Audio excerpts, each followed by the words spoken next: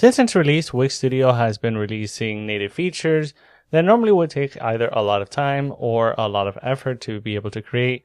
Even just being a responsive editor would normally be a feat that takes a long time, not to mention some additional features such as scroll-based effects, mouse-based effects, recent releases such as WebGL effects, parallax scrolling, animated buttons. There might be instances where you want to go a little bit further than just the native offerings. Thankfully, Wix Studio also gives you the ability then to be able to customize the global CSS of your site, using that to be able to augment the stylings of your site and go a little bit further than the native offerings. However, there are some elements that normally by default don't seem to have access to global CSS and therefore can't be customized. Or so I thought. Recently, I found out that there are ways that even these elements that normally don't support CSS natively, you actually can target them in very specific manners. So in today's video, I want to show you how you can go ahead and target these elements to be able to design not only themselves and take something like this to this, or make something cool like this, that normally you might not be able to do strictly with the native inspector tools. That being said, this video won't dive too deeply into everything that you can do using CSS and with its features, but I do want to highlight some things that you possibly can do, some things you can target to be able to give you, the viewer, the ability to be able to go outside of the box, take your designs a little bit further, and go as far as you possibly want to go using CSS within Wix Studio. So with that, let's go ahead and let's get started. Before jumping right away into the CSS editing and how to be able to then target these third-party elements and other elements within Wix Studio that normally don't allow the CSS editing, and maybe you want to take a little bit further than the default settings allow, I do just really quickly want to explain what CSS is. I'm not going to jump into every single aspect of it, but I do highly recommend. There's a lot of resources. Specifically, I like this MDN Web Docs by Mozilla that goes into CSS and HTML. And it's actually a resource I've been using to go through and learn a little bit more about CSS, especially once Wix Studio enabled this to be able to customize elements within the platform. As you can kind of read through here, CSS is a styling sheet language, and it's what allows you to customize and design out a website. If we see on here, this is sort of what the browser default looks like. It will just be kind of black on white text. Links would be highlighted and underlined. Again, very simple looking design. Just really briefly, I'll go through the syntax of how it works if you are unfamiliar with it. We would have the selector, which will come up a few times as we go through this, since we're going to be using the selectors to select elements within the Studio editor. Then once we open up a curly brace, we can put declarations inside, which are a property and a value. So we're deciding what it is that we want to change about that particular element and then what its value will be. And all of this then is a rule set or a rule that then tells the browser, hey, this is what it is that we want to look a particular way. So again, with that rule set that they had above, we can see this is effectively what is presented on the browser. So we have some red text, a little bit larger with some styling to it. And what's really cool is within CSS, you can do a few things then that allow us to go a little bit further for some of these elements, which I'll get back to in a bit. So within Studio, if you do want to enable it, we'll come here to code. You can see again, it's the curly braces that you saw within the documentation, but we'll choose to start coding. In addition to things like NPMs and databases and GitHub integrations, we can see on the page code, there's an option for global CSS. And this is where we would come then in to write our rules for the elements that we want to target. Now, I do want to mention really briefly that Wix within the inspector panel handles a lot of the CSS for you. That's how you're able to choose, let's say, text and have its particular colors and font sizes, a scale of fonts, the spacing, the width of the elements. A lot of this, Wix is doing the heavy load of the CSS and the styling and the HTML as well to publish and have visible on the site. And because of that, I do highly recommend, if something is doable within the inspector panel, feel free to use it there. But a particular instance where using CSS might maybe be useful is if you want to target, let's say, multiple elements at the same time. Like this conversation came up very recently within the creative crew community. Someone wanted to have 100 dvh as a height of a section. And even within the inspector panel, we can see that dvh isn't a value that you can use for the height of a section. We have pixels, VH, VW, auto, calculations. But by using CSS, we can target either every section, or we can add custom classes to a particular element. We can name it whatever we want. In this case, I'm going to name this section 100 dvh, and using CSS, then I can target this particular section, write a declaration. So I'm going to do height 100 dvh, and if you see these, it might let you know to see this particular style. You might have to preview the site, but let's preview this. And again, we can see the height of this section expanded without me having to go into the inspector panel, and it's 100 dvh, which is normally a measurement that's not accessible within Wix Studio. So I do recommend trying to learn a little bit of CSS if you have any particular very specific requests, if you want to be able to do within Wix Studio, or if you want to take designs a little bit further. And that's kind of, again, the whole topic of this video. But now I do want to mention something, and I want to shout out as well Studio Tips. And he did a presentation not too long ago where he mentioned that for some elements that normally don't support CSS, you actually are still able to target them using combinators. Again, just coming back into the MDN doc, you can see on here that you can actually target specific child elements using CSS. So in this case, where they have body article B, you'll be targeting the paragraph of an article that's within the body. So you can see on here, if I select menus and I try to change this via CSS, I get a notice that menu elements aren't supported by CSS yet. However, using the combinators, we are able then to target the menu containers by using its parent to affect then its child element.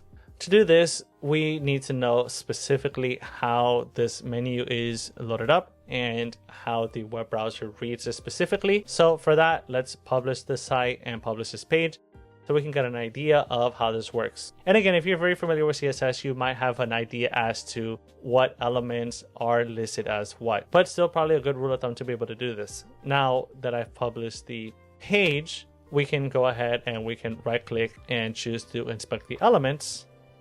And again, we can see on here, you might see a little bit of these, but if we go to elements, we can see what the elements are considered within the platform. And at least for me, I'm using Opera at the moment, but most of these, when you do highlight within the elements, it'll show you specifically what it is that you're kind of targeting. So we can see G, which I believe is a menu, will show all of these. Paths would be the lines specifically inside. SVG is the SVG that's used for the menu container. Span, I believe, is the entire menu on here. Again, probably a bit of trial and error on your part that you might want to do for this, but it'll give you an idea as to what it is specifically you're targeting. Again, maybe if I want to target it as a button, I could do button. But in this case, I'm just going to do SVG just to have it on here. So the way that this sort of works then, and let me actually remove the menu because this is an option as well. You don't necessarily have to drag in the element into a container. You can select this, right click and place it inside of a container.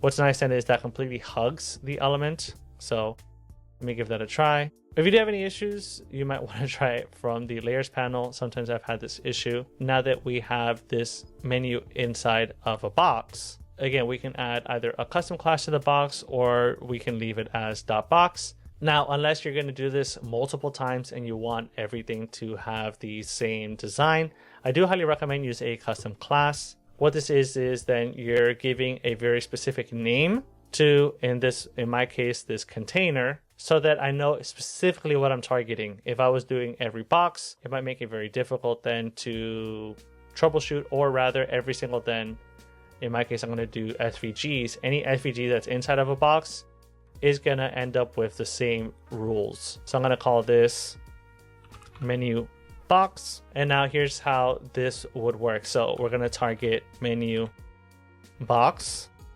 And again, thankfully, now that I know that this is an SVG or one of the elements inside is an SVG, I can go ahead and do this. And because I'm kind of boring, I'm going to do background color. I'll do aquamarine. So again, it might take a second to load possibly within the editor. Once it's on the site, it should load immediately. But yeah, we can see I was able to change the menu container and the background color for this without really having to go into the editor to do this.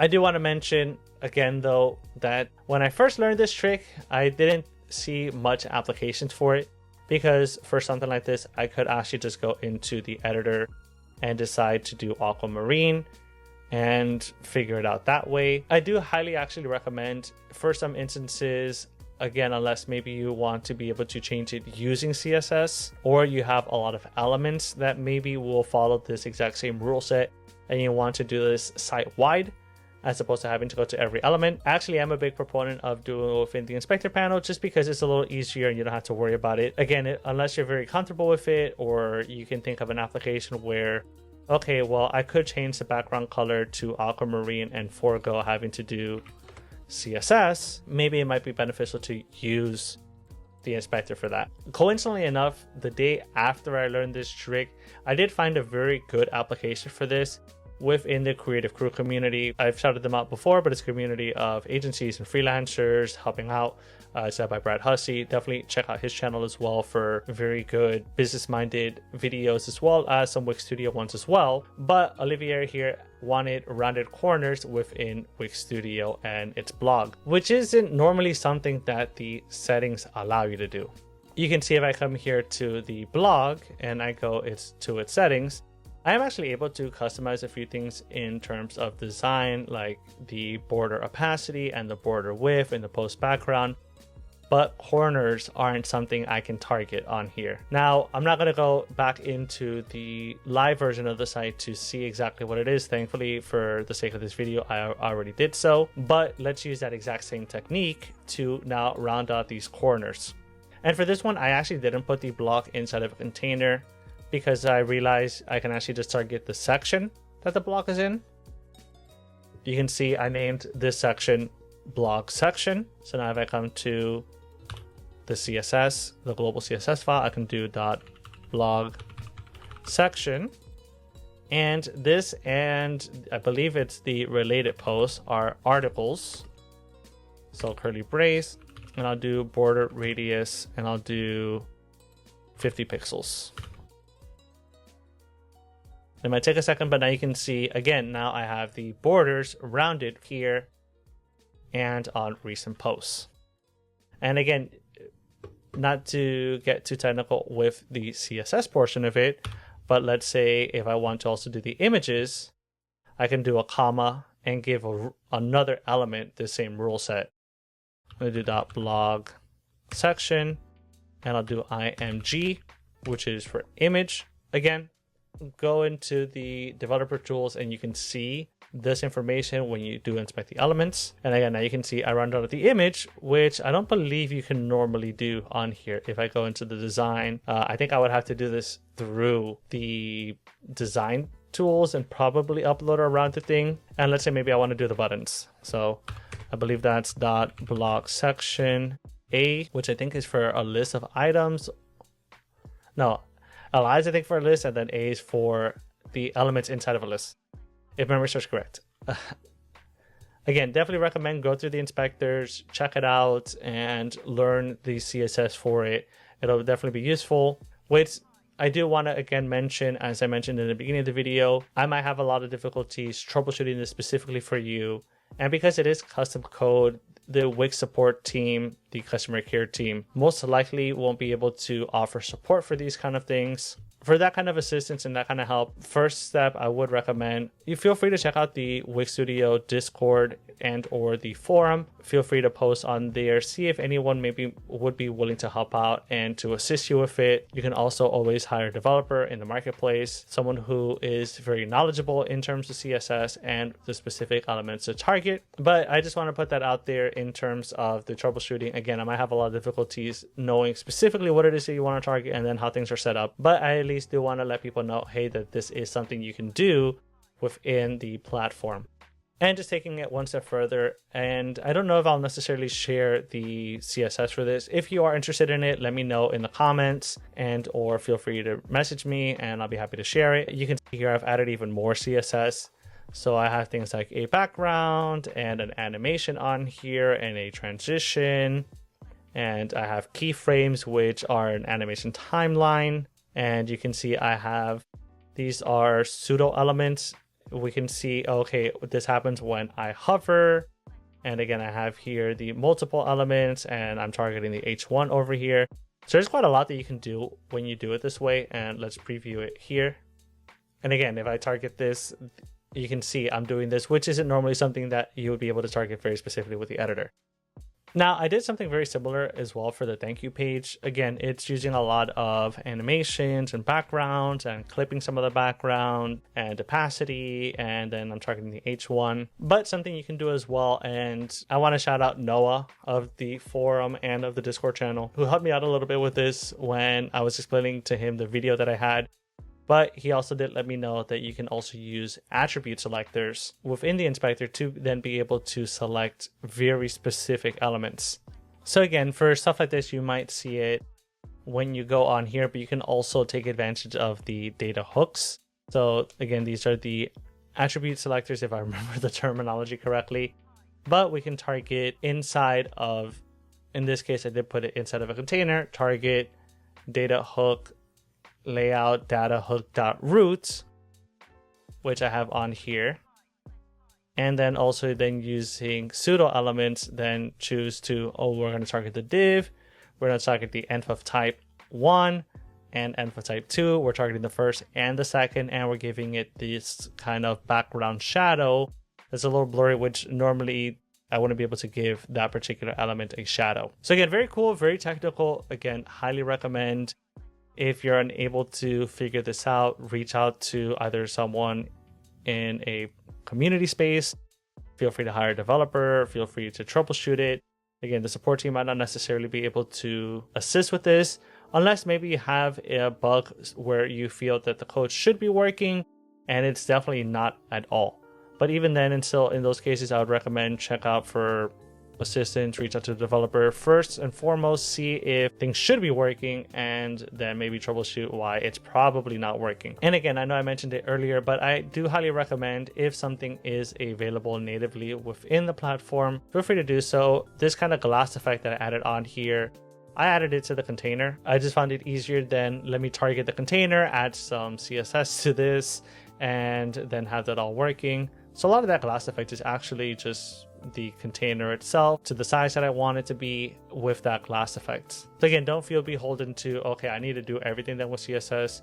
Definitely check out the inspector tool, check out a lot of the native offerings that are available on there, because there's a lot that you can do. So much so, again, initially my thought was, oh, this is cool, I don't really know what to do with this. But I hope that by teaching you this, you're able to think of multiple things that you want to do, multiple things that you're able then to target and be able to select and take your design to one step further. But with that, thank you so much, everyone. I appreciate the time taken with this. Again, apologies if maybe it's not super technical. If you do want the code that I use on this, definitely let me know. I can add in the comments below, or I'll be happy to share it via DM or a message. Again, feel free to like and subscribe. Check out any of the other videos that are on there. Thank you so much, everyone. I appreciate it, and bye for now.